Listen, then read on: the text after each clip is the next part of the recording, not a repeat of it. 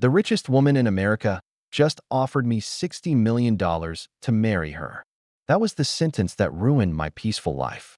Not because it was a lie, because it was true. My name is Ethan Parker. And 3 days ago, I was just another employee sitting quietly in the corner of Sterling Innovation's annual executive dinner, trying not to spill wine on a $1,000 suit I couldn't afford. I was not a billionaire. I was not a celebrity.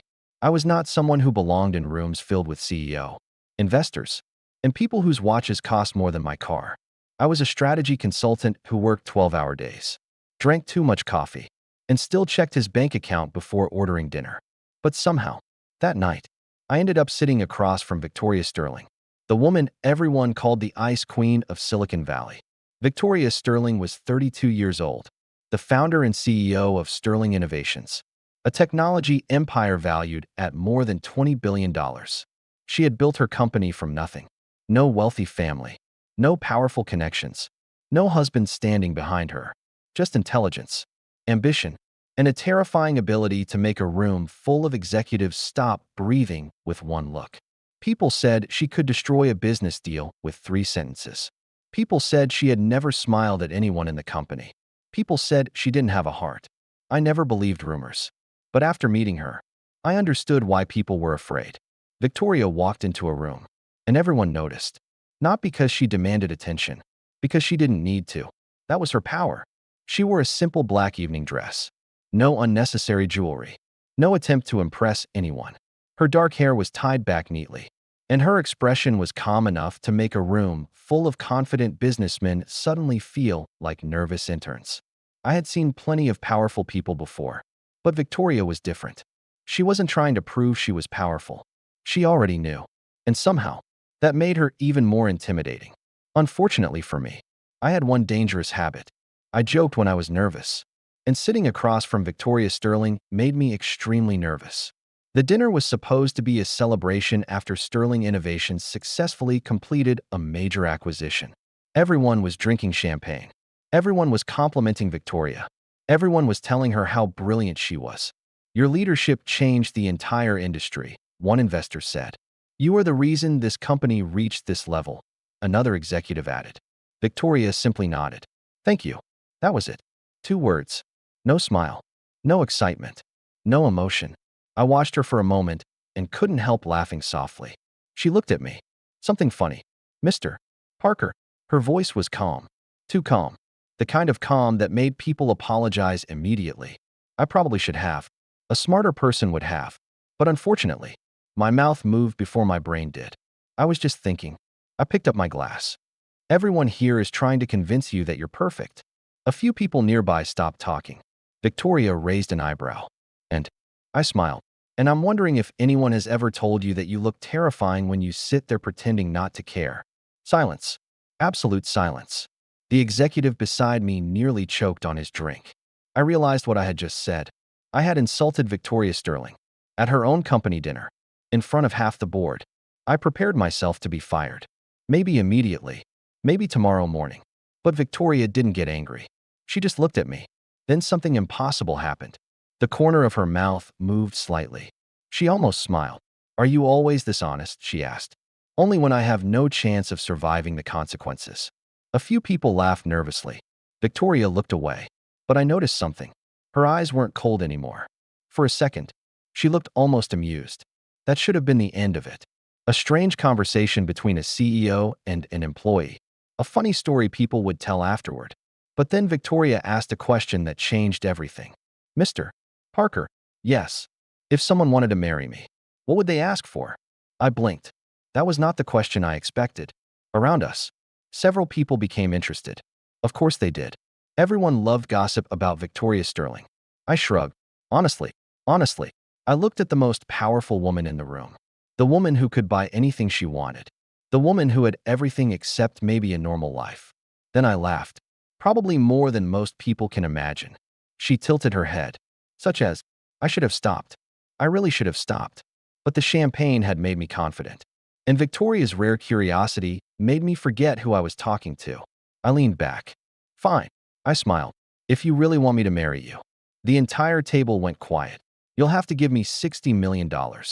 Someone behind me whispered. Is he insane? I almost laughed. Because yes, maybe I was. I was joking. Obviously. Nobody actually expected Victoria Sterling to respond. But she didn't laugh. She didn't get offended. She just studied me. For a long moment. Then she asked, 60 million? I nodded, pretending confidence I didn't feel. Exactly.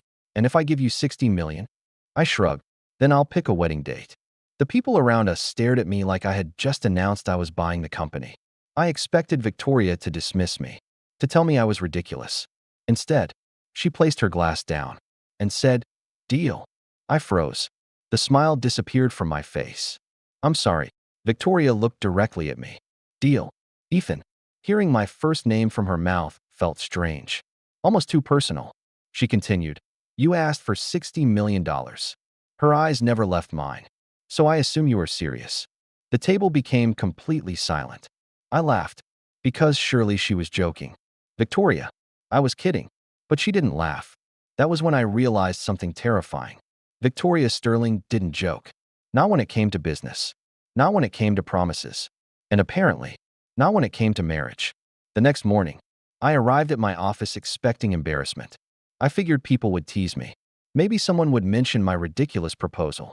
I was prepared for that. What I wasn't prepared for was the black folder sitting on my desk. There was no name, no message, just my name printed on the front. Ethan Parker. I opened it, and my entire body went still.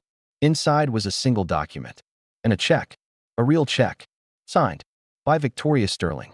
The amount written on it made my brain stop working. 60, 000, 000, 00 for several seconds. I just stared. Maybe I was still asleep. Maybe someone had created the world's most expensive prank. Then my office door opened. I looked up. Victoria walked in. Behind her were two assistants carrying documents. She looked exactly the same as always. Perfect, calm, unbothered, like she hadn't just placed $60 million in front of me. Good morning, Ethan. I couldn't speak. She glanced at the check. Everything is correct. I finally found my voice. Victoria. Yes. Are you actually serious? She looked confused. Why wouldn't I be? Because nobody gives someone $60 million because of a joke.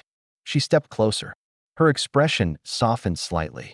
I don't give people money because of jokes. She paused. I give them opportunities. I stared at her. What opportunity? Victoria placed a contract on my desk. Marriage. The word hit harder than the check. I looked between her and the documents. This is insane. Maybe. You barely know me. Victoria was silent for a moment. Then she said something I never expected. No. I frowned. No. I know enough. Her voice became quieter. You are the only person in this company who talks to me like I'm a person. That sentence caught me off guard. Because for the first time, I wasn't looking at Victoria Sterling, the billionaire CEO, the woman everyone feared. I was looking at Victoria, a woman who sounded lonely. She continued, everyone sees my company. Everyone sees my money. Everyone sees my title. Her eyes met mine. But nobody sees me. I didn't know what to say, because suddenly, the joke wasn't funny anymore. The $60 million wasn't the shocking part. The shocking part was realizing the Ice Queen CEO wasn't looking for a husband. She was looking for someone who would stay. And somehow, she had chosen me. I looked down at the contract again. At the impossible offer. At the impossible woman standing in front of me. Then I whispered, Victoria. She waited. Why me? For the first time since I met her. The Ice Queen looked uncertain. And her answer changed the way I saw her forever. Because you're the only man who never wanted anything from me. The room went quiet. And I realized something terrifying. The woman who could buy anything in the world had just offered me the one thing I never thought I would have. A reason to believe someone could choose me. I spent the entire night staring at the contract. Not reading it. Just staring. Because somehow, the most unbelievable thing that had ever happened to me was sitting right there on my kitchen table. A marriage agreement. With Victoria Sterling. The same Victoria Sterling who had appeared on the covers of business magazines. The same Victoria Sterling whose company had changed the technology industry. The same woman who made experienced executives nervous with a single glance. She wanted to marry me. And somehow, the strangest part wasn't the money. It wasn't even the fact that she was offering me $60 million. The strangest part was that when she looked at me, I didn't see a billionaire CEO. I saw someone who was tired. Someone who had spent years pretending she didn't need anyone. And that scared me more than anything. Because money was easy to understand. People weren't. The next morning, Sterling Innovations looked completely different. Or maybe I was the one who had changed. Normally, I walked into the office carrying coffee, checking emails, and preparing for another long day of presentations and meetings. But today, everyone was looking at me. Not casually, not normally, like I had become the main character in a story nobody believed. As soon as I stepped out of the elevator, I heard whispers. That's him, the guy from last night. Seriously, Victoria Sterling. I tried to ignore them. I failed, especially when my coworker Daniel walked toward me with the expression of someone who had just discovered a celebrity scandal. Ethan. I looked at him. Please don't. He stopped. Don't what? Whatever you're about to say. He looked offended. I'm just trying to understand how you went from drinking cheap coffee in the break room to becoming the future husband of the richest woman in the city. I sighed. I'm not her future husband. Daniel pointed at the folder in my hand.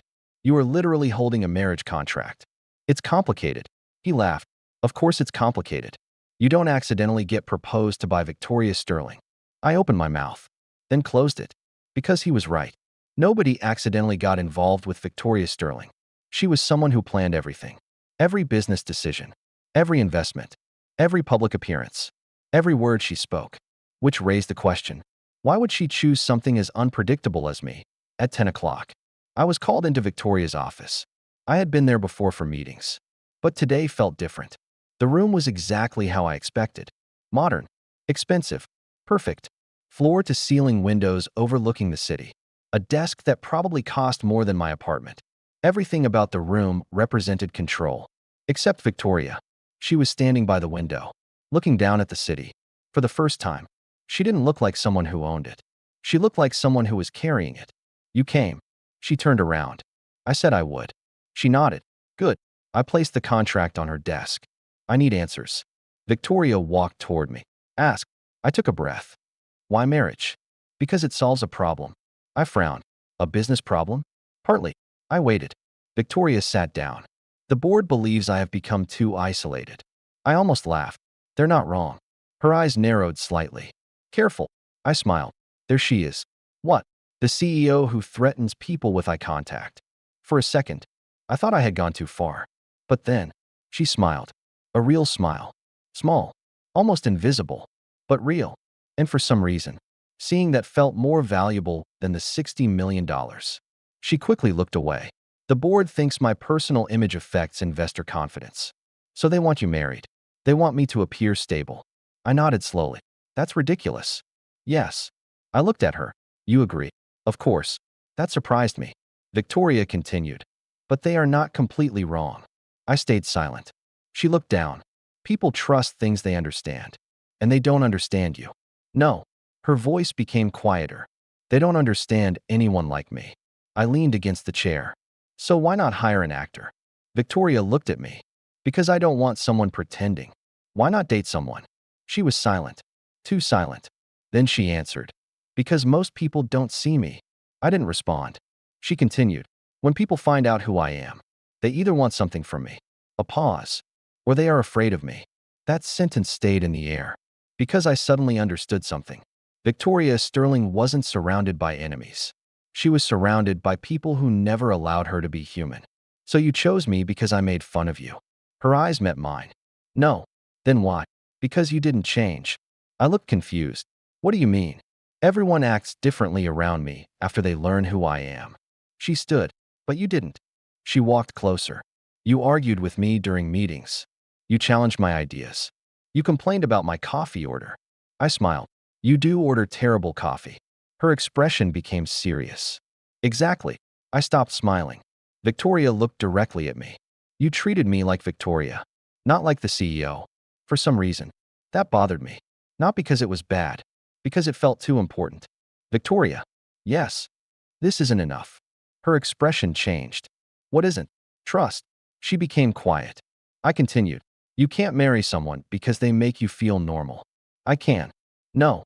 I shook my head. Because eventually you'll wake up and realize this was just another decision you made because you were in control.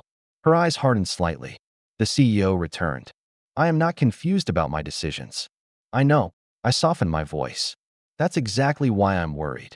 For a moment, neither of us spoke. Then Victoria opened a drawer. She pulled out a small folder. She placed it in front of me. Inside was information about the marriage arrangement. 1 year. A public relationship. Shared appearances. Protection from rumors. Financial compensation. Everything was organized. Everything was calculated. It looked exactly like a business deal, except for one handwritten sentence at the bottom. I noticed it immediately, because it didn't look like Victoria's professional writing. It said, "I want someone who chooses me, not my empire." I looked up. Victoria quickly looked away. "I wrote that before I changed my mind." "You wrote it?" She nodded, then quietly said, "Forget it." But I couldn't, because suddenly, I understood. This wasn't about the company. It wasn't about investors. It wasn't about reputation. A woman who had everything was afraid nobody would stay if she had nothing. That evening, I went home and read the contract again. Then again. Then again. I thought about the money. $60 million. Enough to change my family's life. Enough to never worry about finances again. Any reasonable person would accept. But I wasn't thinking about the money. I was thinking about Victoria standing alone in that office. I was thinking about the way her voice changed when she admitted she was lonely. I was thinking about the fact that the most powerful woman in the world had asked me for something money couldn't buy. A choice. The next morning, I returned to Victoria's office. She looked up when I entered. For a moment, I saw surprise in her eyes. "Did you make your decision?" I placed the contract on her desk. "Yes." She looked at the papers, then at me. "What did you decide?" I took a deep breath. "I'm agreeing." For the first time since I met her, Victoria Sterling looked shocked. "But I have conditions." Her expression returned to calm. "Of course." I smiled. "First, no pretending when we're alone." She nodded. "Agreed." "Second, no treating this like a business transaction." Another nod. "Agreed." And third, I hesitated. Victoria waited. "Don't buy my life." Something changed in her expression. A small, almost sad smile appeared. "I wasn't trying to buy your life, Ethan." She touched the contract. "I was trying to create a reason for you to stay." Those words hit harder than I expected. Because for the first time, I realized something. Maybe this marriage wasn't about a billionaire CEO needing a husband. Maybe it was about a lonely woman hoping someone would finally choose her.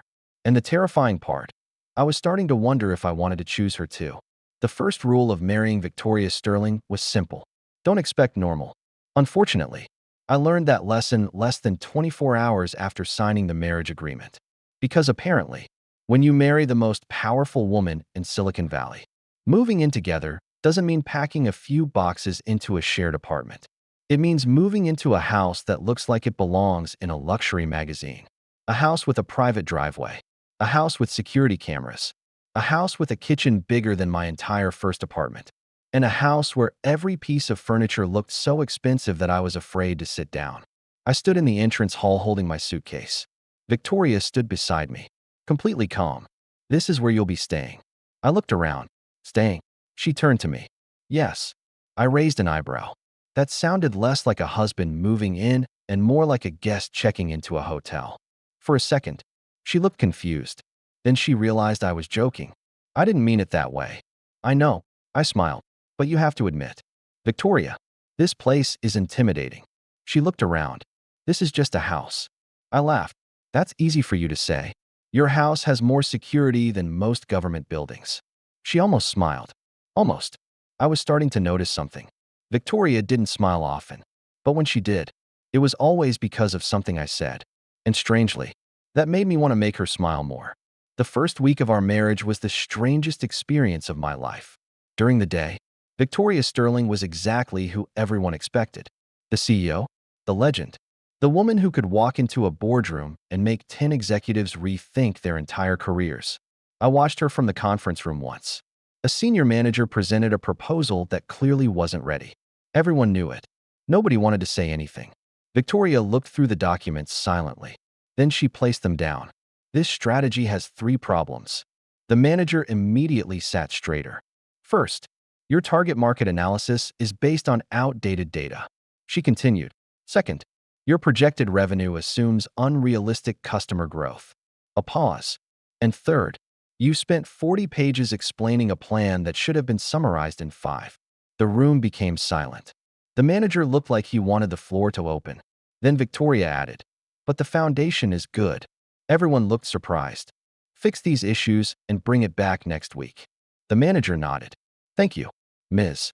Sterling." After the meeting ended, I walked beside her. "You know, for someone everyone calls terrifying, you actually give pretty fair feedback." She looked at me. "Is that supposed to be a compliment?" "It is. I'll accept it." I smiled. "Wow, I feel honored." She looked away, but I saw it. That tiny smile.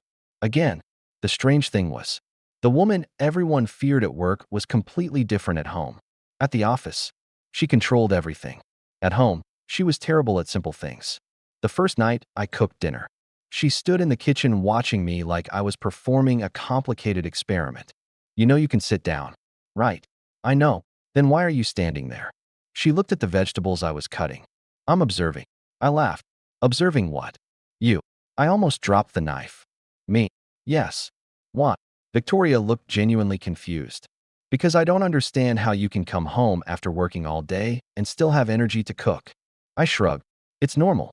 She looked thoughtful. "No." "What?" "It's not normal." I stopped. Victoria leaned against the counter. "Most people I know come home and complain about what they don't have." She looked at me. "You come home and create something."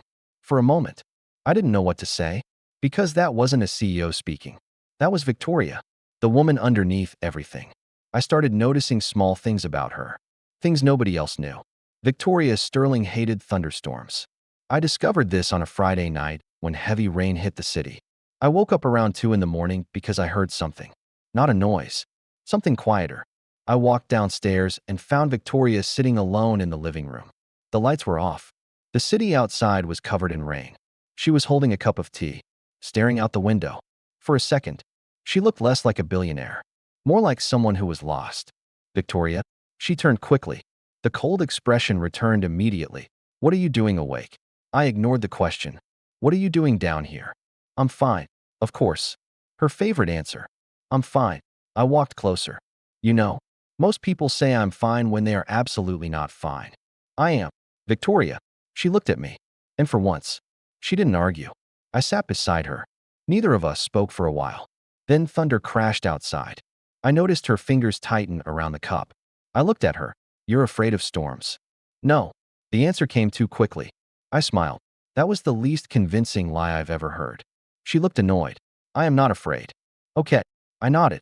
"You're just aggressively uncomfortable with loud weather." She stared at me. Then something unexpected happened. She laughed. Not a small smile. Not a polite reaction. She actually laughed. And I froze. Because Victoria Sterling laughing was something I had never seen. She immediately covered it. "Don't look at me like that." "Like what?" "Like I did something strange." I smiled. "You did." "What?" "You laughed." She looked away. "People laugh." "Not you." Silence. Then she quietly said, "I used to." That sentence made me stop. Before I could ask more, she stood up. "I'm going back upstairs." And just like that, the moment disappeared. But I remembered it. Because that night, I saw something nobody else had ever seen. The Ice Queen wasn't made of ice. She was just someone who had forgotten what warmth felt like. A few days later, something happened that changed the way I saw our relationship. We attended a charity event together. It was our first public appearance as a married couple. The media was everywhere. Cameras, reporters, questions. "Mr. Parker, how does it feel marrying one of the most powerful women in the world?" I smiled. "Honestly, I still haven't figured out how to convince her to let me control the TV remote." People laughed. Even Victoria. A reporter noticed. "Ms. Sterling, is it true your husband is the only person who can make you smile?" Victoria looked at me. For a moment, I expected her to give a professional answer. Instead, she said, "Yes." The reporter looked surprised. Victoria continued, "He is." Simple. 2 words. But they meant more than I expected. Because Victoria Sterling didn't publicly praise people. She didn't give compliments easily. Yet she had just told the world that I mattered. That night, after the event, we stood outside our house. The city lights reflected in the distance. "You didn't have to say that." Victoria looked at me. "Say what?" "That I'm the only person who makes you smile." She was quiet. Then she said, "But it's true." I looked at her. "Victoria." She looked away. "I know this arrangement is supposed to be temporary." Her voice became softer. but I'm glad you're here. Those words surprised me. Because Victoria Sterling could have bought anything. A company, a building, an island, anything. But the thing that made her happiest was something money couldn't purchase. Someone sitting beside her. Someone making dinner. Someone teasing her. Someone seeing her. And that was when I realized something dangerous. The marriage contract said we were pretending. The world thought this was just an arrangement. But somewhere between the jokes and the quiet conversations, I had started forgetting that it wasn't real. And judging by the way Victoria looked at me, I wasn't the only one. The first time I realized Victoria Sterling had changed, I wasn't the one who noticed. Everyone else did. And in a company where thousands of people watched her every move. That was saying something. For years, Victoria Sterling had been known for one thing: control. She controlled meetings. She controlled negotiations. She controlled every detail of her public image. Nobody had ever seen her lose her composure. Nobody had ever seen her show weakness. And definitely nobody had ever seen her smile. Until me. At least, that's what everyone seemed to think. It started with something small. A Monday morning executive meeting. I was sitting at the end of the conference table, reviewing reports. When Victoria walked in, the room immediately became silent. Everyone stood. "Good morning, Ms. Sterling." Victoria nodded. "Sit." Everyone sat. The meeting began. Normally, Victoria would lead everything. She would ask questions, point out mistakes, make decisions, and nobody would challenge her. But halfway through the meeting, one of the younger managers presented a new marketing strategy. It wasn't perfect. Everyone knew it. The numbers needed improvement. The plan had obvious risks. In the past, Victoria would have immediately pointed that out. But this time, she didn't. She looked at the presentation for several seconds. Then she said, "Interesting approach." The entire room froze. Interesting? That was not a word people expected from Victoria. The manager looked nervous. "Thank you, Ms. Sterling." Victoria continued. "There are weaknesses in your projections." The manager immediately lowered his head. "But the idea itself is valuable." She looked at him. "Don't throw away a good idea because the execution needs work." The manager looked surprised. "Understood." Victoria nodded. "Improve it. Bring it back next week." The meeting continued. But everyone noticed. Something was different. After the meeting ended, I followed Victoria toward her office. "You know everyone thinks you were replaced by someone nicer." She stopped walking. "What?" I smiled. "They're probably checking the security cameras to see if someone kidnapped the real Victoria Sterling." Her expression remained serious. For about 2 seconds. Then she looked away. "You find this amusing?" "Very." She continued walking. "I have always treated employees fairly." "Maybe." I nodded. "But you also used to look at people like you were deciding whether they were worth keeping alive." Victoria stopped. "Ethan." I laughed. "I'm exaggerating." "Not by much." That surprised me. She actually admitted it. I looked at her. "You know, you're becoming self-aware." "Is that a compliment?" "Definitely." She shook her head. But I saw it. The smallest smile. Again, the office started noticing. And once people noticed, they started talking. At first, it was harmless. "Did you see Miss Sterling today?" She smiled during the meeting. "No way. I'm serious." Then it became something bigger. Who changed her? Who is Ethan Parker really? How did he make Victoria Sterling act like a normal person? I heard those whispers everywhere. In elevators. In hallways. At the cafeteria. And honestly, I understood why. Because even I was still confused. Victoria wasn't just my boss anymore. She was my wife. Even if the marriage started as an arrangement. That was the reality nobody knew. One evening, I stayed late at the office. I had a report to finish. Around 9 o'clock, I realized I was the only person left on my floor. Almost. Because when I walked past Victoria's office, I saw light coming from inside. I knocked. No answer. I opened the door slightly. Victoria was sitting behind her desk. Still working. Of course she was. You know, normal people go home eventually. She looked up. "Ethan. That's my name." "I know. Good. I was worried you forgot because you've been staring at spreadsheets for 5 hours." She glanced at the documents. "I have work." "You always have work." She didn't answer. And somehow, that bothered me.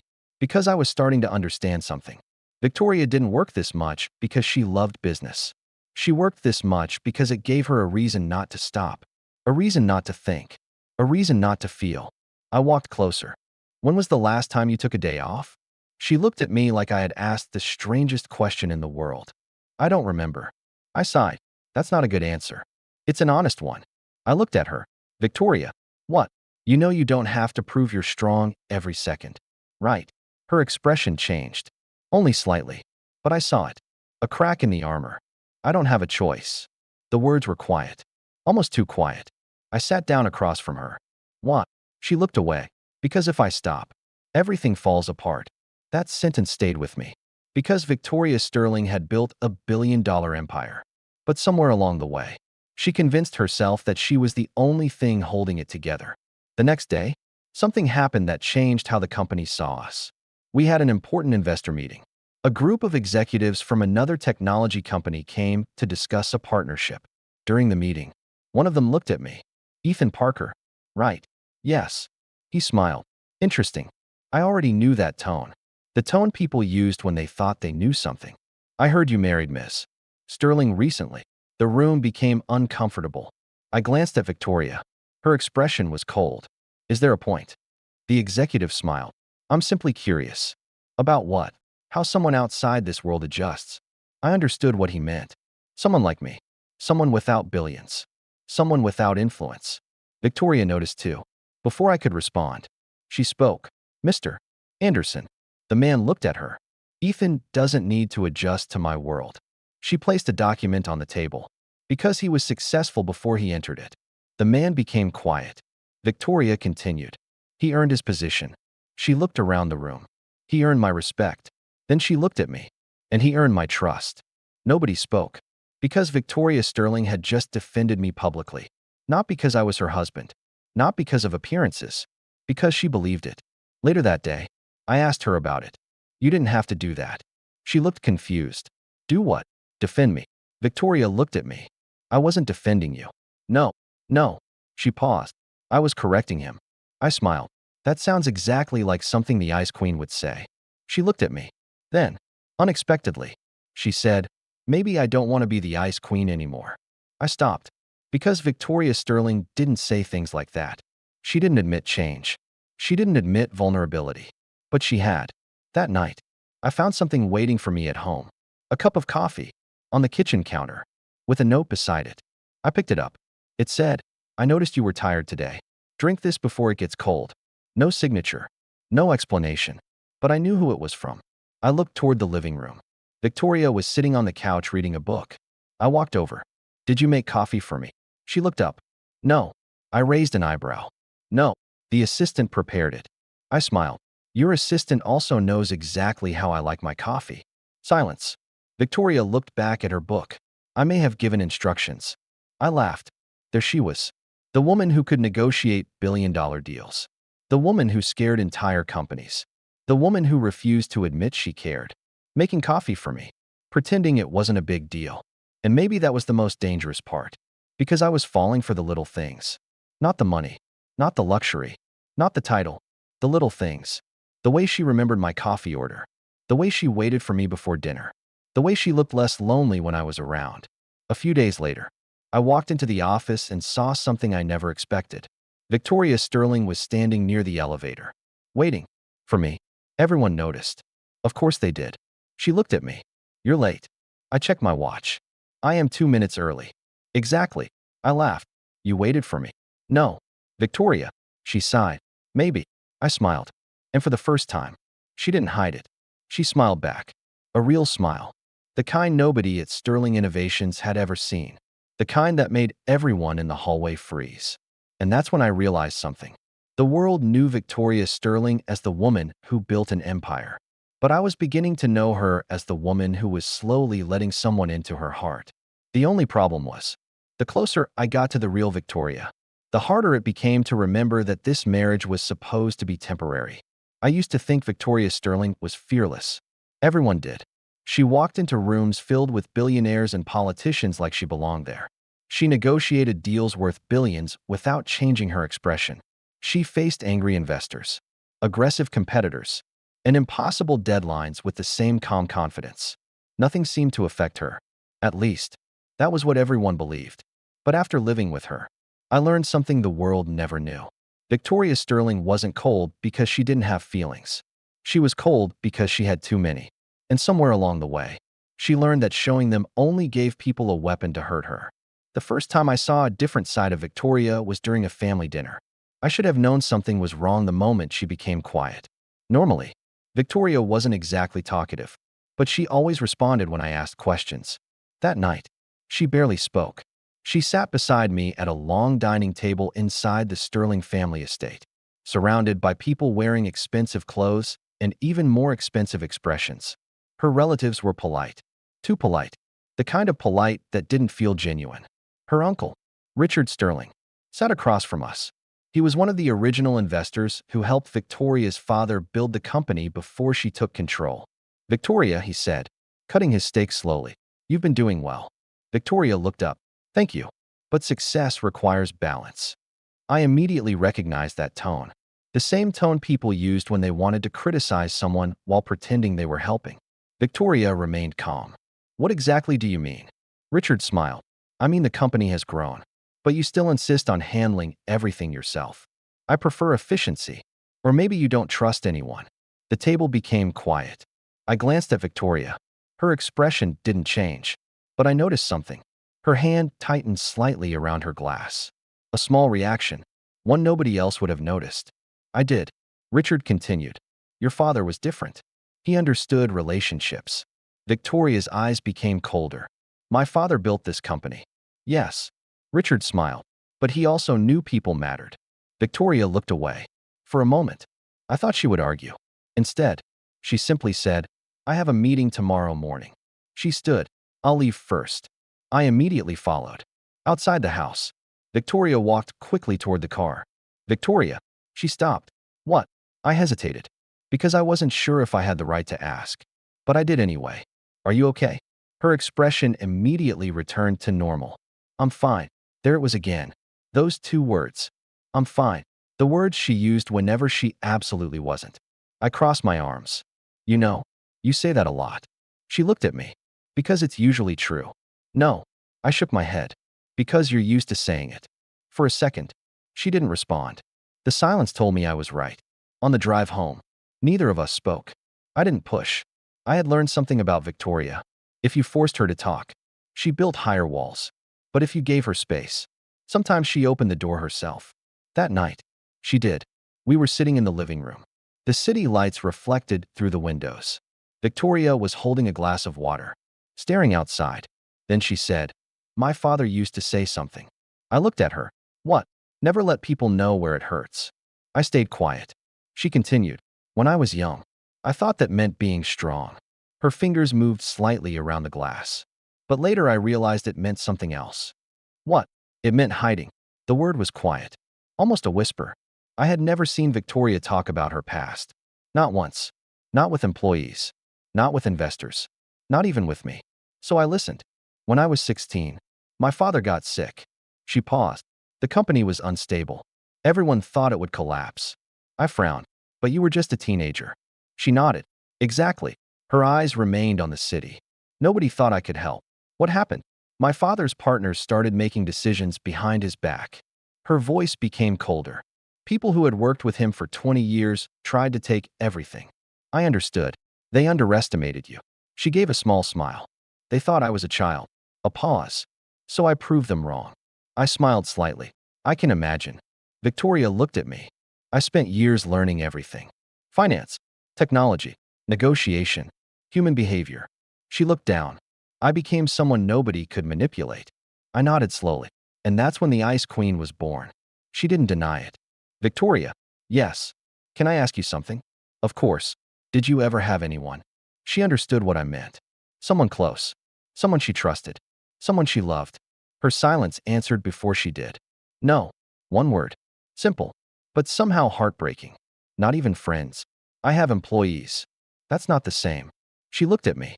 I know. The sadness in her voice surprised me. Because Victoria Sterling could buy anything. Except the one thing she wanted most.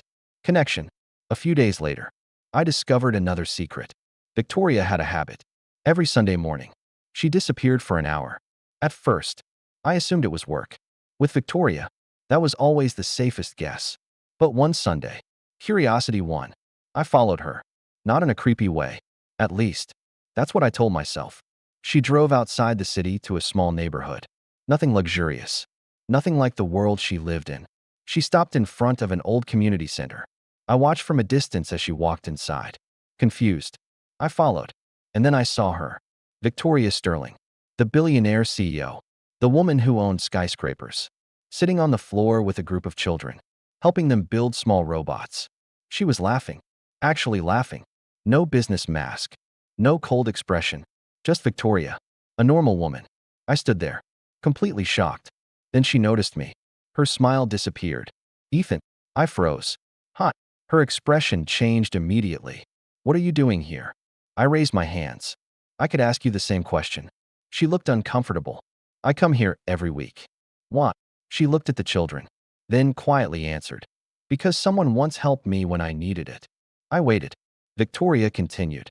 When my father got sick, most people disappeared. Her voice softened. But one teacher didn't. She helped me apply for scholarships. She encouraged me. She told me I wasn't defined by my family's problems. I looked around. And this place. She started it. Victoria smiled faintly. After she passed away, I continued supporting it. That was the moment I understood.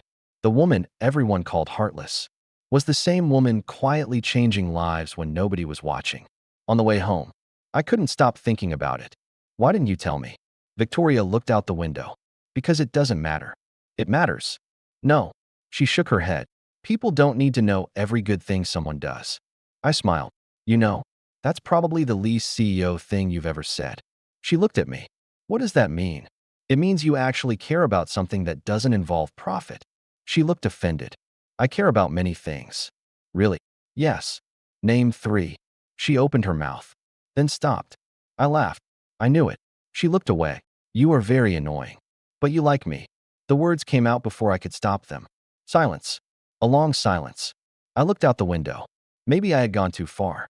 Then Victoria quietly said, yes. My heart stopped. I turned. What? She was looking straight ahead. I said yes. You like me? She nodded slightly. More than I expected. For the first time in my life. I didn't know what to say. Because Victoria Sterling didn't give compliments. She didn't admit feelings. She didn't open doors. But she had just opened one.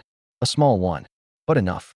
That night, before going to sleep, I found a note beside my coffee cup. I picked it up. It was written in Victoria's handwriting. Only one sentence.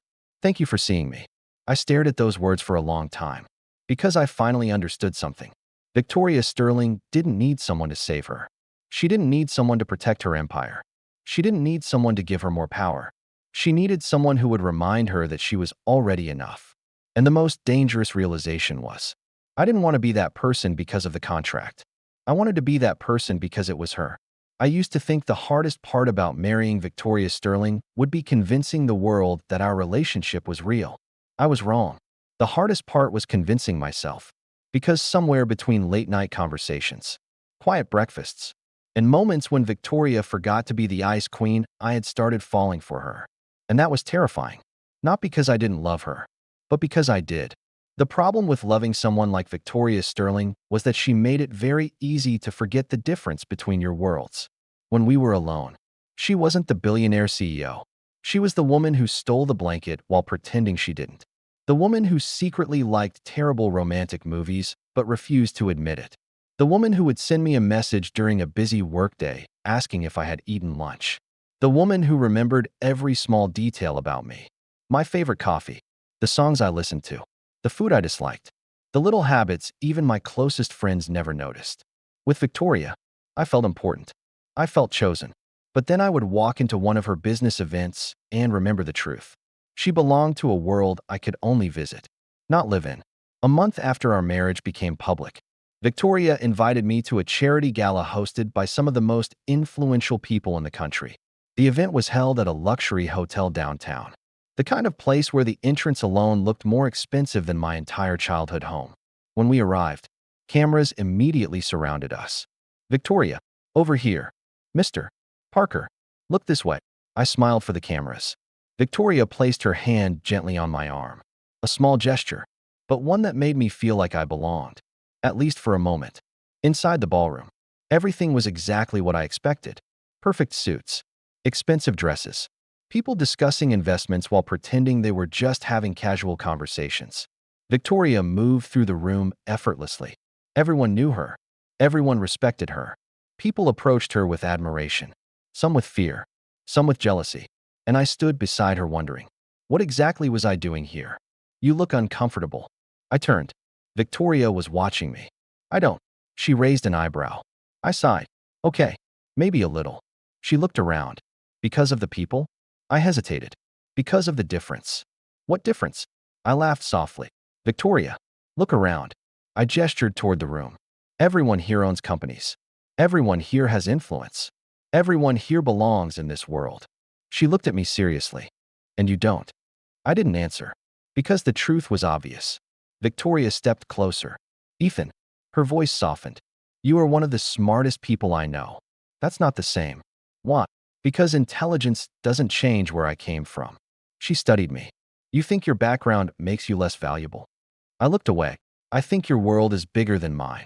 For a moment, she said nothing. Then she quietly replied, maybe you don't understand my world. I looked at her, but I understand yours. That sentence stayed with me. Because she wasn't trying to argue.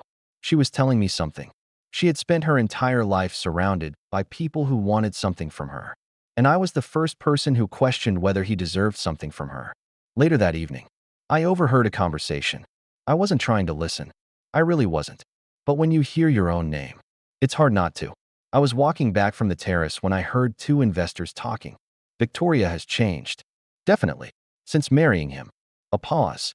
I still don't understand it. What? Someone like Victoria Sterling choosing him. The other person laughed quietly. Maybe she wanted someone different. Or maybe she doesn't realize yet. What? That he doesn't belong here. I stopped. The words weren't loud. They didn't need to be. They hit harder because part of me already believed them. When I returned to the ballroom, Victoria immediately noticed something was wrong. She always noticed. What happened? Nothing. Ethan. I smiled. I'm fine. Her expression changed. Because she knew. She knew exactly what those words meant. You only say that when something is bothering you. I looked at her. Maybe I'm learning from you. That hurt her. I saw it. A tiny change in her eyes. Immediately, I regretted it. Victoria. I didn't mean no. She looked away. You did. The rest of the night. We barely spoke. The next few days were difficult. Not because Victoria changed. Because I did. I started noticing things I hadn't before. The private jets. The meetings with world-famous executives. The way people treated her differently. The way everyone looked at me and wondered how someone like me ended up beside her. And the worst part, I started wondering the same thing. One night, I found Victoria working in her office. Again, normally, I would have teased her. Normally, I would have brought her coffee. Normally, I would have sat beside her. But that night, I just stood at the door. She looked up. Ethan. I forced a smile. You're still working.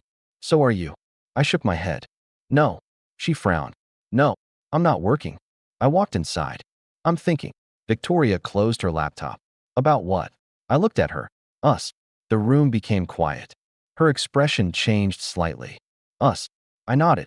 Maybe this isn't fair. What isn't? This. I pointed between us. The marriage. Her face became unreadable. What? Because eventually people are going to realize the truth. What truth? I took a breath. That you could have anyone. Silence. And I stopped. Because saying it out loud made it real. Victoria stood. Ethan. No. I shook my head. I know what you're going to say. Do you? You're going to tell me I'm wrong. Because you are. I looked away. But you don't understand. Her expression softened. Then explain. I laughed quietly. Victoria. You have no idea what it's like standing next to you. She didn't move. Everyone sees you. I continued. The CEO? The billionaire? The woman who built an empire? My voice became quieter. And then they see me. She stepped closer. And what do they see? I swallowed. Someone lucky. Victoria's expression changed. Pain. Real pain. Ethan. I know it's stupid. It's not. It is. I looked at her. You deserve someone who can stand beside you without wondering if he belongs.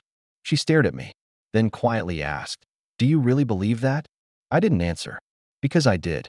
The next morning, I made a decision. One I didn't want to make. One I knew would hurt both of us.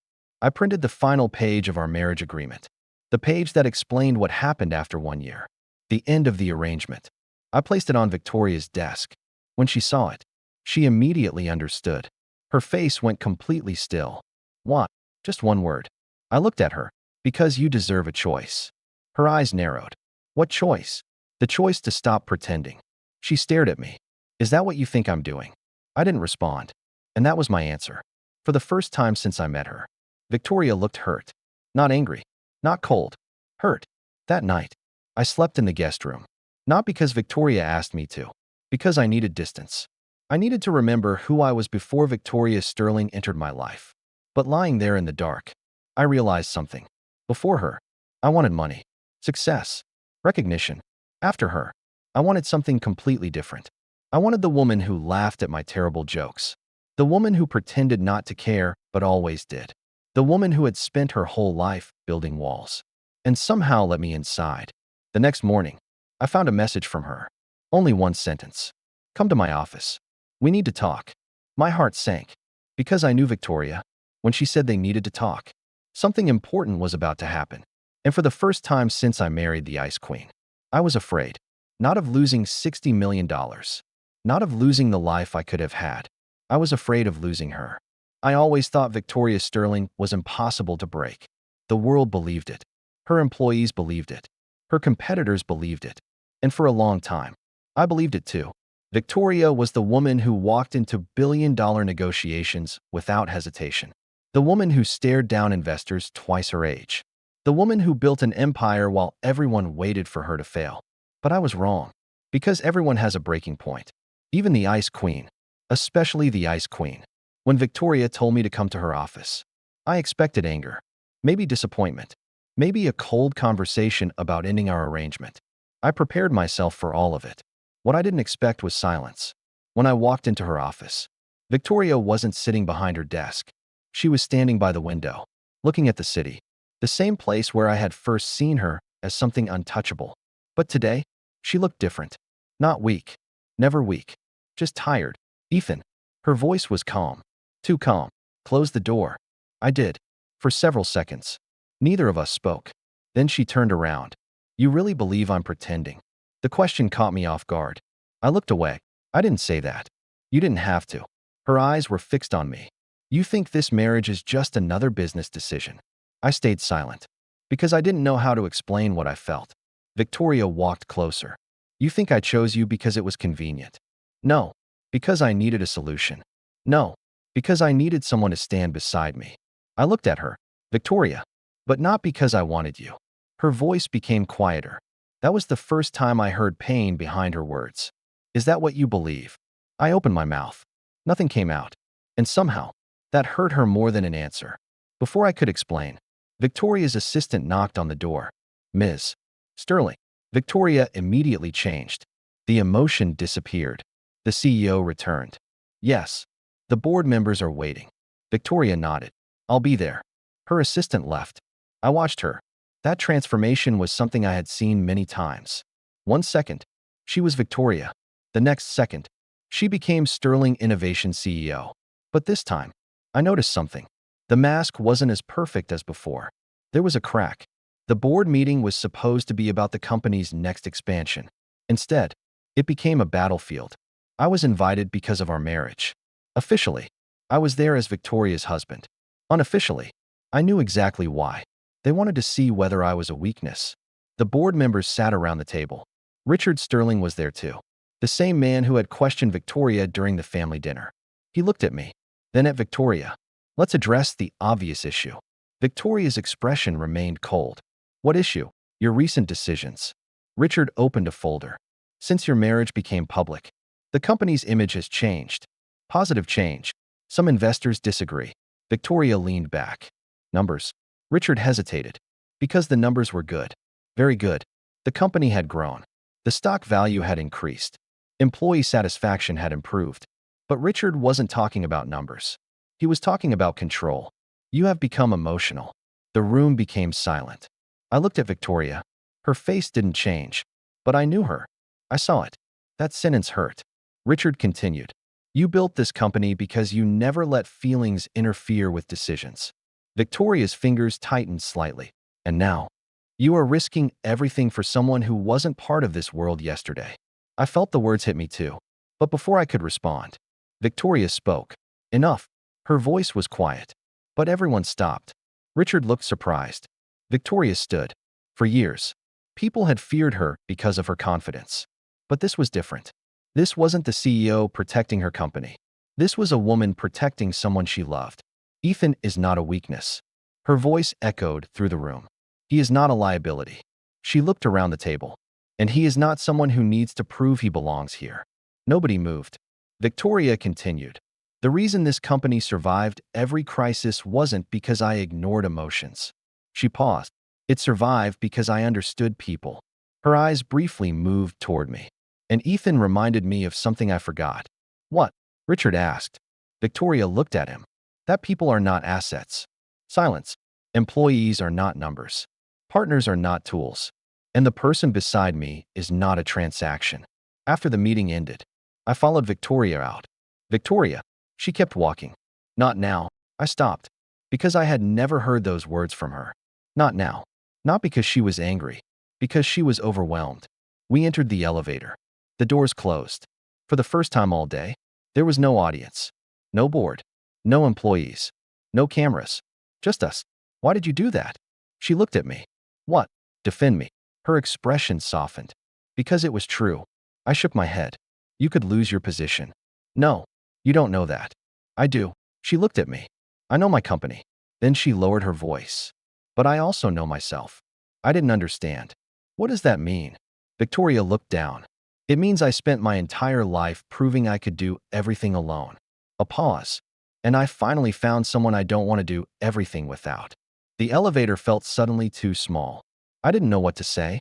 Because Victoria Sterling wasn't someone who admitted things. She conquered things. She solved things. She controlled things. But she couldn't control this. That night, something happened that I never expected. Victoria came home early. No meetings. No calls. No laptop. Just Victoria. She found me sitting on the balcony. For a while, she stood there quietly. Then she sat beside me. I was wrong. I turned. What? She looked uncomfortable. It was almost strange seeing Victoria struggle with words. I thought if I gave you enough reasons to stay, you would stay. My chest tightened. Victoria, I thought the contract would make things easier. She looked at her hands. The money. The agreement. The public image. Her voice became softer. But I was wrong. She looked at me. Because people don't stay because of contracts. I didn't move. They were the words I had been waiting to hear. But why did you really give me 60 million? I asked. Victoria was silent. Then she answered. Because I was scared. That shocked me. Victoria Sterling. Scared. I was scared that if I asked you to stay, she looked away. You would say no. I stared at her. So you thought money would convince me? No. She shook her head. I thought it would give me enough courage to ask. For the first time, I understood. The $60 million wasn't a purchase. It wasn't a transaction. It was armor. The same way her cold attitude was armor. The same way her endless work was armor. Victoria had spent her entire life protecting herself. And somehow, she had chosen me as the one person she was willing to be vulnerable with. I need to tell you something. Her voice interrupted my thoughts. I looked at her. What? I don't want this marriage to end after 1 year. My heart stopped. Victoria continued. I know what the agreement says. She swallowed. But I don't care about the agreement anymore.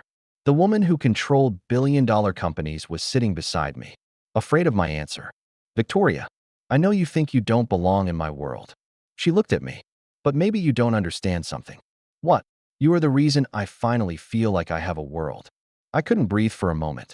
Because there it was. The truth. The thing she had been hiding. The next morning, the entire business world received unexpected news. A press conference, called by Victoria Sterling herself. Everyone expected an announcement about a merger, a new acquisition, a billion-dollar deal. Nobody expected what she said. Standing in front of cameras, Victoria looked calm, confident, powerful. But this time, she wasn't hiding. I want to clarify something. She looked directly at the cameras. My husband, Ethan Parker, is not a weakness. The reporters immediately started asking questions. Victoria continued. He is not someone who benefited from my success. He is someone who supported me before anyone knew my name. The world went silent. Then she said, if protecting my happiness costs me a position, a title, or an empire, A pause. Then I am willing to pay that price. When I watched the announcement later, I couldn't believe it. Victoria Sterling had risked everything. Not for money. Not for power. For me. And that was the moment I finally understood. The Ice Queen wasn't afraid of losing her empire. She was afraid of losing the one person who made her feel human. That evening, I found Victoria standing by the window again. The same place where everything started. But this time, she wasn't alone. I walked beside her. "You're unbelievable." She looked at me. "Is that good or bad?" I smiled, still deciding. For the first time, she laughed. A real laugh. Then she rested her head lightly against my shoulder. And in that quiet moment, I realized something. The woman who could buy anything in the world had given me something far more valuable. Her trust, her heart. And the terrifying truth was, I didn't want to give it back. For a long time, I thought the biggest mystery about Victoria Sterling was how she built an empire worth billions. I was wrong. The biggest mystery was why someone like her chose someone like me. Why me? That question followed me everywhere. Even after the press conference. Even after Victoria publicly defended me. Even after she told the entire world that I wasn't a weakness. The doubt was still there. Because loving Victoria Sterling felt like standing beneath a sky full of stars and wondering why one of them decided to shine on me. It didn't make sense. And maybe that was why I couldn't fully accept it. After the press conference, everything changed. Not between us. Between the world and us. Before, people questioned our marriage because they thought I was using Victoria. After her announcement, people questioned it because they couldn't understand it. The headlines were everywhere. Billionaire CEO Victoria Sterling risks empire for husband. The Ice Queen finally reveals her heart. Who is Ethan Parker? The man who changed Victoria Sterling. I used to think attention was something successful people wanted. I was wrong. Being watched by millions of strangers was exhausting. Especially when everyone had an opinion about your life. Some people supported us. Some people criticized us. Some people still believed I was only lucky. But there was one thing I didn't expect. Victoria didn't care anymore. Not like before. The old Victoria would have controlled every article, every interview, every public statement. The new Victoria simply looked at the news and said, "People can believe whatever they want." I looked at her from across the breakfast table. "Who are you? And what did you do with Victoria Sterling?" She looked up from her coffee. "What? You just said you don't care about public opinion." She frowned. "I don't." I smiled. "That's terrifying." "Why?" "Because I think you're becoming emotionally healthy." She gave me a serious look. "I regret marrying you." I laughed. "No, you don't." A pause. Then she quietly said, "No." And somehow, that simple answer meant everything. A few weeks later, Victoria took me somewhere I had never been. Not a business event. Not a luxury restaurant. Not a company meeting. A small office building on the edge of the city. It looked completely ordinary. No security. No expensive decorations. No signs of wealth. I looked at her. "What is this place?" Victoria hesitated. "My first office." I looked surprised. "This?" She nodded. "Before Sterling Innovations became what it is today." We walked inside. The place was old. The walls needed repainting. The furniture was simple. Nothing like her current headquarters. I looked around. "You started here?" "Yes." I smiled. "Honestly."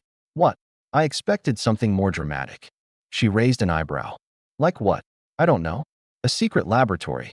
A genius billionaire working through the night. A movie-style origin story." For a moment, she looked amused. "Sorry to disappoint you." "I am slightly disappointed." She shook her head. "You are impossible." She led me into a small room. There was an old desk. A bookshelf. A framed photo. Victoria stopped. I noticed her expression change. "What is it?" She looked at the picture. "My first team." I stepped closer. There were only 4 people. Victoria included. They looked younger. Less confident. But happy. "You look different." She looked at me. "Different?" "Yes." I pointed at the photo. "You look happy." She was quiet. Then she smiled. I was. That surprised me. Because I rarely heard Victoria talk about the past with happiness. Usually, the past was something she survived, not something she remembered. "Why did you bring me here?" She didn't answer immediately. Instead, she walked toward the desk. She opened the drawer. Inside was a small notebook. Old. Worn. She handed it to me. "What is this?" "My first business journal." I carefully opened it. The pages were filled with notes. Ideas. Plans. Mistakes. Dreams. Then I saw something written on one page. A sentence circled many times. Build something people believe in. I looked at her. You wrote this. She nodded. I was 22. I smiled. Sounds like you. She looked away. I thought if I built something big enough, people would finally respect me. That sentence surprised me. Victoria, she continued. I thought success would make me feel safe. She looked around the old office. But it didn't. I closed the notebook. What? She looked at me. Because success doesn't stop people from leaving. The room became quiet. And suddenly, I understood. Victoria didn't become cold because she loved power. She became cold because she was afraid of losing things. People, trust, love. She had spent years building walls around herself. Not because she hated people, because she was terrified they would disappear. There's something you don't know. Her words pulled me back. I looked at her. What? Victoria sat down. For the first time, she looked nervous. Actually nervous. There is a reason I chose you. I smiled slightly. I know. Because I'm charming. She didn't smile. And immediately, I became serious. Sorry. She looked at me. I knew you before Sterling Innovations. I froze. What? She nodded. Years ago. When? Before I became who I am now. I stared at her. Victoria, I don't remember meeting you. I know. She looked down. Because you didn't know who I was. Then she told me the story. 7 years earlier. Before she was famous. Before she was a billionaire. Victoria was struggling. Her company was failing. Her investors had abandoned her. She was working almost 20 hours a day. One night, she was sitting alone outside a small coffee shop after losing a major deal. She had no idea what to do next. Then someone approached her. Me. I remembered that night. Barely. I was 23. I had just started working. I saw a woman sitting outside looking exhausted. I bought an extra coffee and gave it to her. I told her, whatever happened today, don't let one bad day convince you your whole life is bad. At the time, it was nothing. A random act of kindness. I forgot about it. Victoria never did. You were the first person who helped me without asking who I was. Her voice was quiet. I didn't know your name. I whispered. No. She smiled. You just called me the woman who looked like she needed coffee. I laughed. I said that. Yes. That sounds like me. It was. She looked at me. Everyone wanted something from Victoria Sterling. A pause. But you helped a stranger. I didn't know what to say. Why didn't you tell me?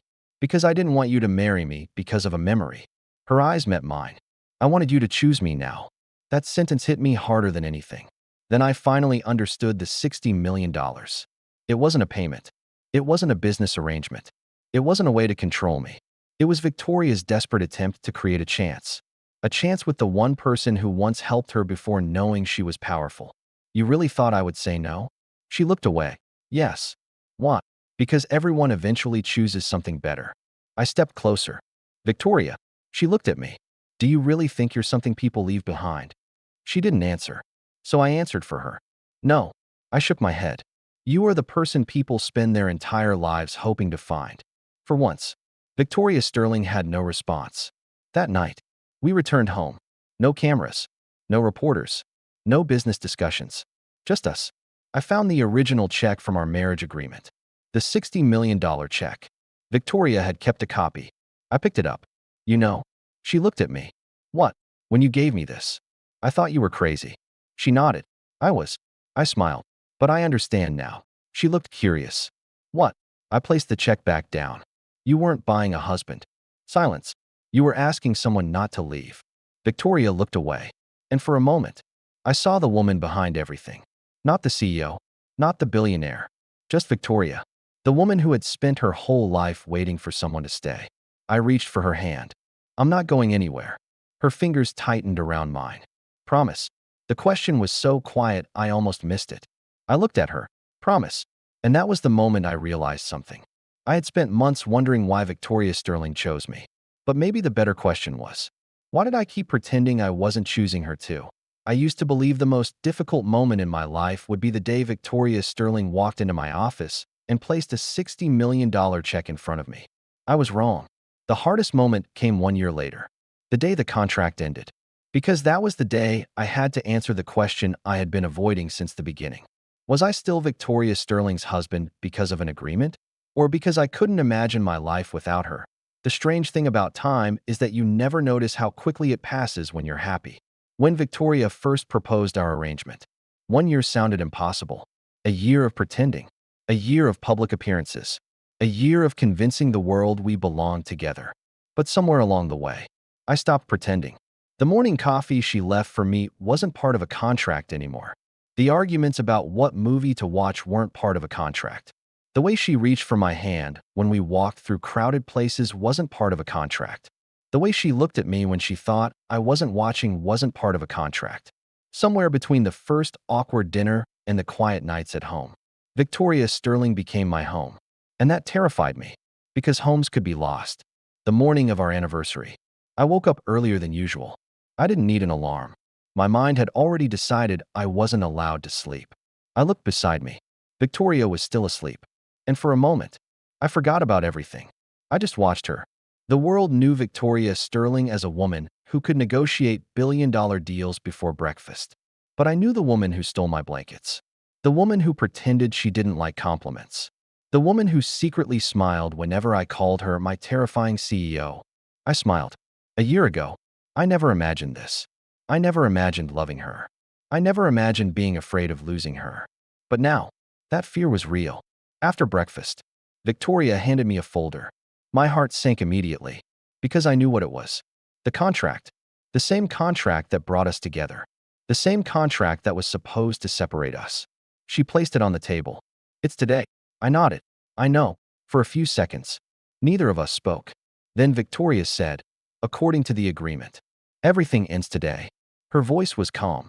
Too calm. I hated that. Because I knew her. And I knew calm Victoria was usually hiding something. Right. I looked down. Everything ends. Her eyes moved to me. Ethan. I forced a smile. Victoria. It's okay. No. She immediately shook her head. It isn't. That surprised me. Because Victoria Sterling rarely admitted something wasn't okay. She reached across the table. Why are you acting like you already decided? I looked at her. Because I thought you did.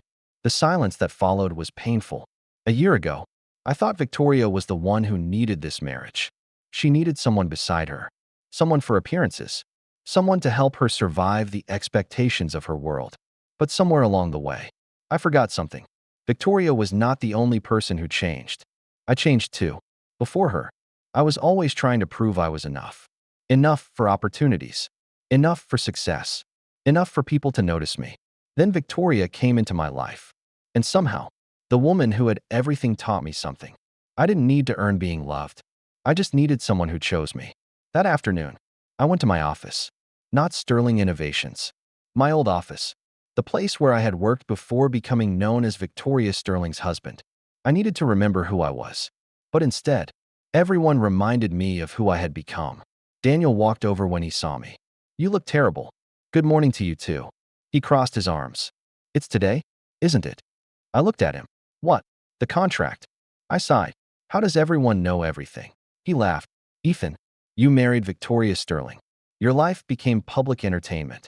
I smiled, then became quiet. Daniel noticed. You love her. I didn't answer. I didn't need to. He nodded. Yeah. A pause. Then why are you here? I looked away, because I don't know if I belong there. Daniel stared at me. Still, I didn't respond. He shook his head. You know what's funny? What? The richest woman in the world thinks you're the best thing that ever happened to her. He pointed at me. And you're sitting here wondering if you're good enough. I sighed. It's complicated. No. He shook his head. It's actually very simple. What? She chose you. Those 3 words stayed with me. Because they were true. Victoria chose me. Not because she needed me. Not because she had no other options. Because she wanted me. That evening, I returned home. But something was different. The house was quiet. Too quiet. I walked into the living room. Victoria was standing there. And she wasn't wearing a business suit. She was wearing the simple dress she wore on the night we first met. The night I made the stupid joke. The night everything changed. I looked at her. Victoria. She smiled slightly. I wanted to remind you of something. What? The first time you asked me to marry you. I laughed. I didn't ask you to marry me. You said, give me $60 million and I'll marry you. I smiled. That was a joke. I know. She stepped closer. But I didn't hear a joke. I became quiet. I heard someone who didn't care about my money. Her eyes softened. Someone who looked at me like I was just a person. Then she walked to the table and placed something on it. The original check. The $60 million check. I stared at it. Victoria. She picked it up. You can return this. I looked confused. What? You can give back every dollar.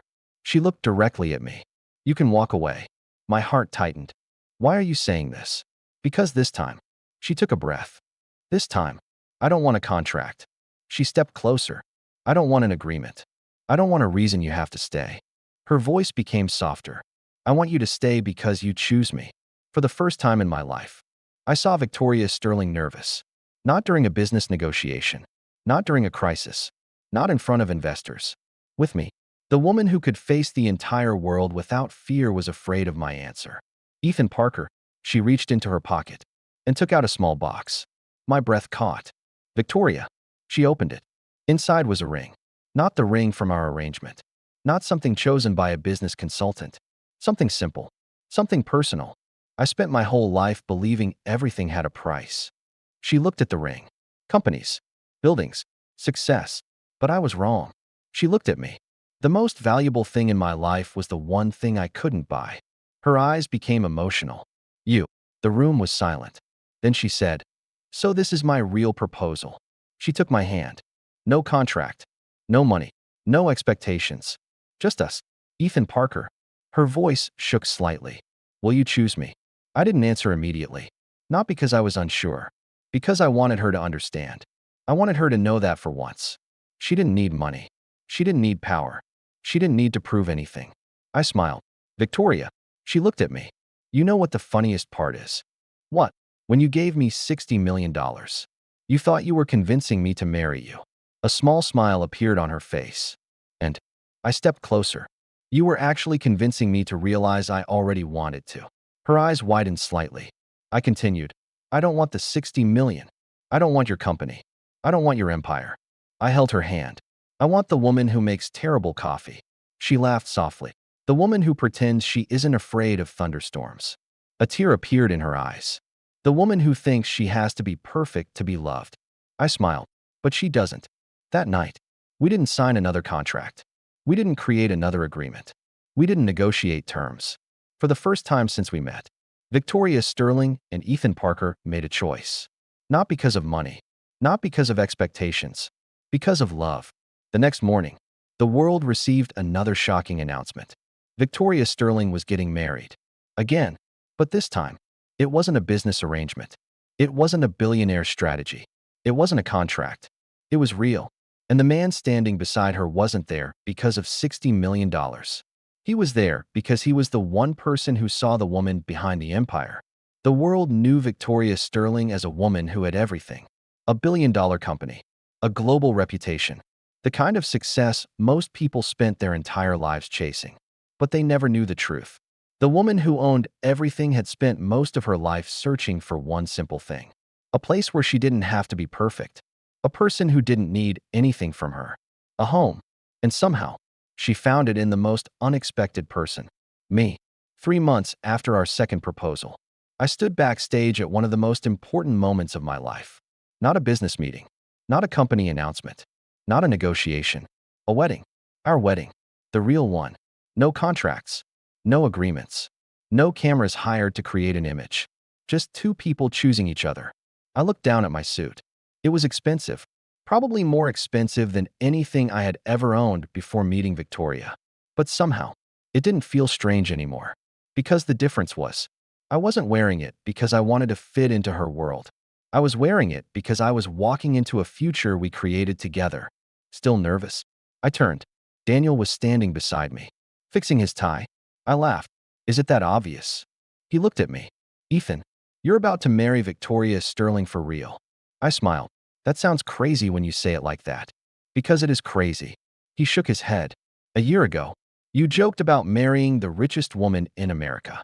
And now you're actually doing it. I laughed. Life has a strange sense of humor. Daniel looked toward the ceremony hall. Are you happy?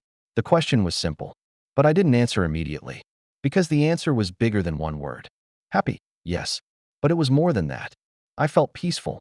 Something I never expected. Before Victoria, I was always chasing something. A better job.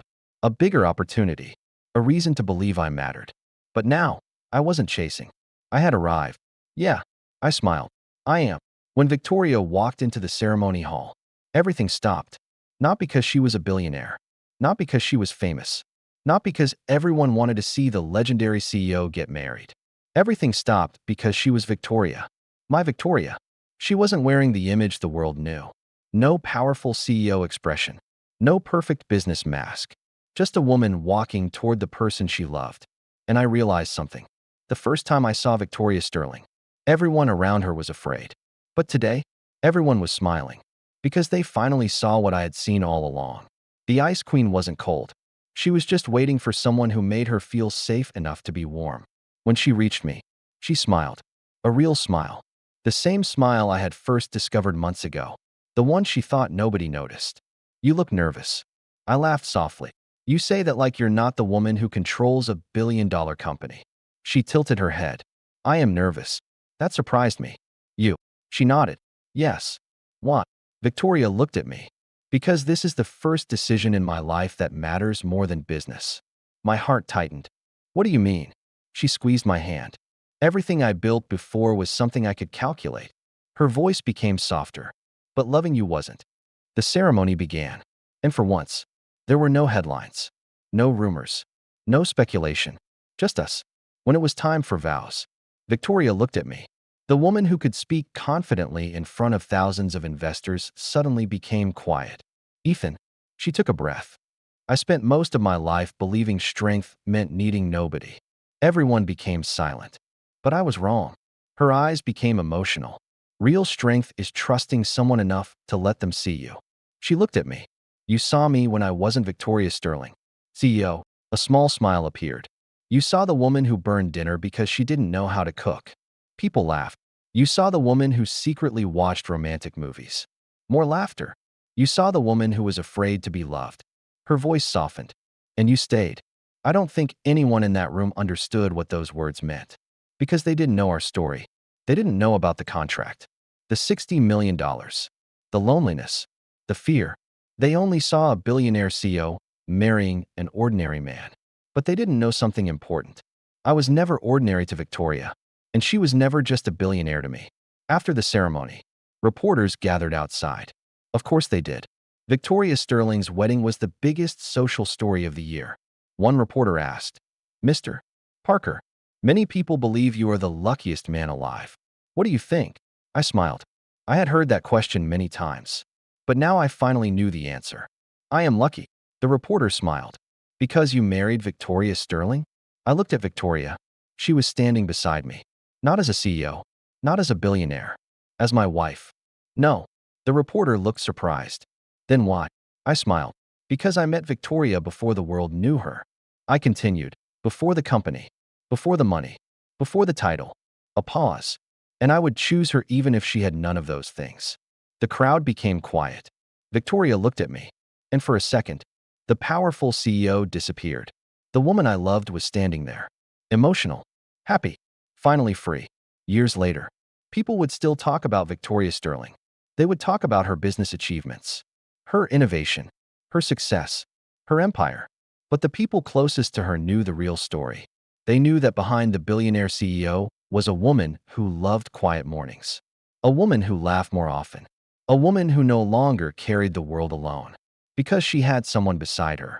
One evening, years after our wedding, I found Victoria sitting on the balcony. The same place where she once told me she was afraid people would leave. I sat beside her. She leaned against me. You know something? What? You never gave me the 60 million back. I laughed. You're bringing that up now. She smiled. I'm serious. Victoria, you don't need the money. I know. She looked at the city. But I kept wondering.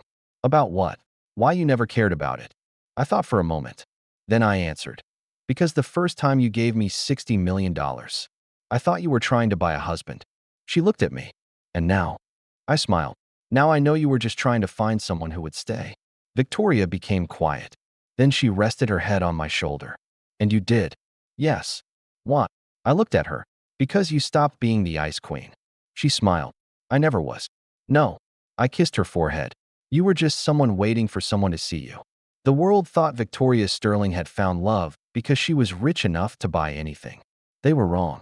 Love was the one thing money couldn't purchase. The one thing power couldn't control. The one thing success couldn't guarantee. Victoria didn't need $60 million to make someone stay. She didn't need a contract. She didn't need an empire. She only needed someone who looked past everything she owned and loved everything she was. And I didn't marry the richest woman in America. I married the woman who taught me that the greatest fortune in life isn't money. It's finding someone who chooses you every day. The end.